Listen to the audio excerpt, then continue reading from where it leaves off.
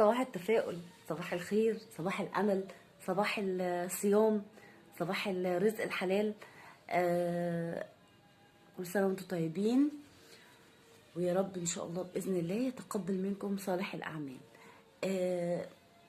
قررت إن أنا برضو نفس الطريقة، توقيت قبل ما انزل الشغل أعمل فيديو النهاردة، بس عشان على السريع كده. أكلة النهاردة عبارة عن ايه؟ عشان أنا متعودة كل يوم، للناس اللي بتمل من ان هي تعمل اكل كل يوم.